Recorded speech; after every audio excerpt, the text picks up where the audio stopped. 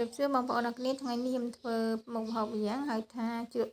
ស្វាយជាមួយពងទាស្ងោរចាជាដំបូងហ្នឹងយើងយកស្វាយមកយើងចិតសំបកឲ្យស្អាតហើយយើងយកលាងទឹកហើយយើងចិតសាប់វាចាសាប់ជាចំណិតស្ដើ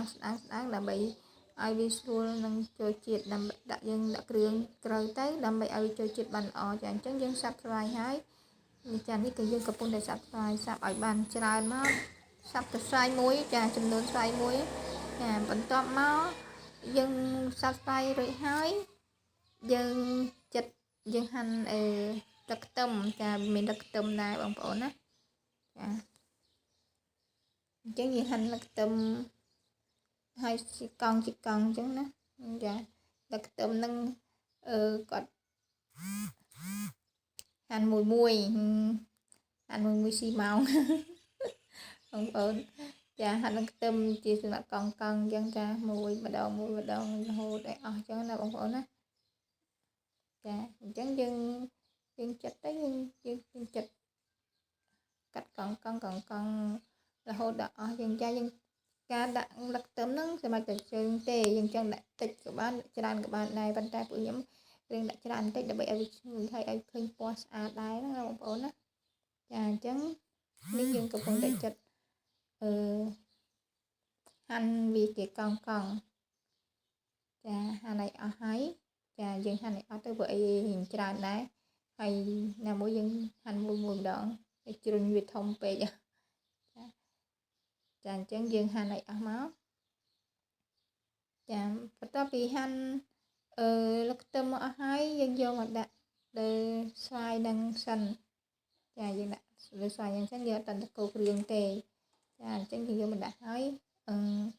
នេះយើងមកមើលពងទាស្ងោរយើងស្ងោរពងទាចាចំនួន3យើង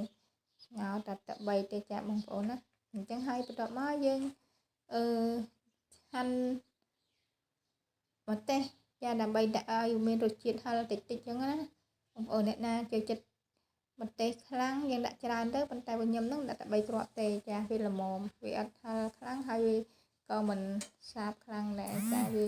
ល្មមហើយតិចអញ្ចឹងណាឲ្យមានរសជាតិកាន់តែឆ្ងាញ់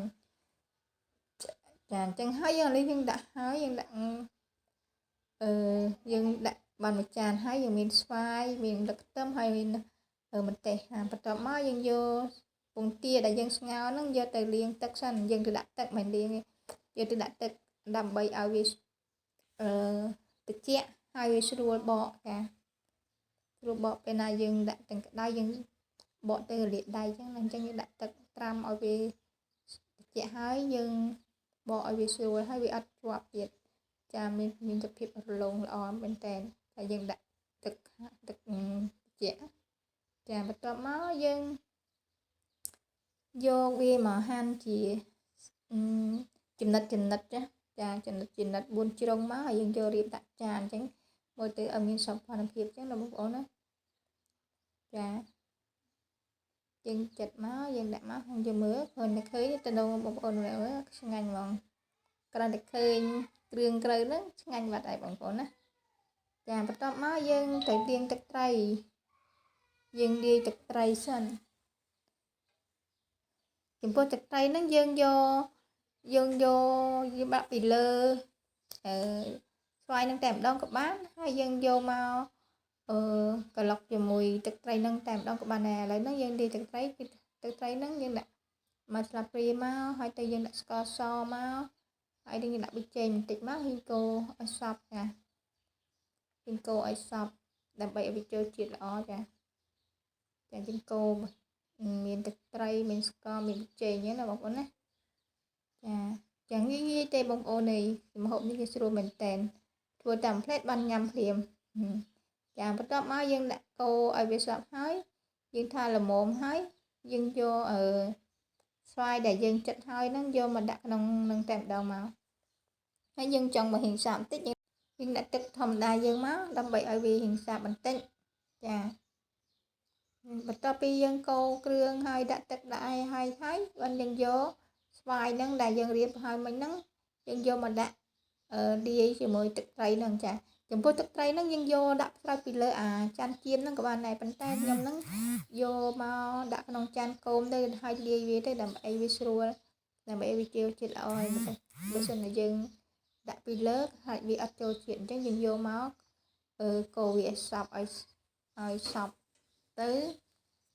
ដើម្បីឲ្យវាចូលជាតិហើយរសជាតិឆ្ងាញ់តែម្ដងចាតែប៉ុណ្នេះហើយរួចរាល់ហើយបងប្អូនណា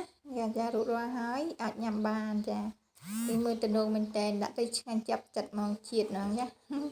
អរគុណច្រើនបងប្អូនដែលបានទស្សនាតាំងពីដើមរហូតដល់ចប់ហើយកុំភ្លេច follow page និង channel YouTube នេះខ្ញុំផងចាអរគុណច្រើនជម្រាបលាបាយបាយ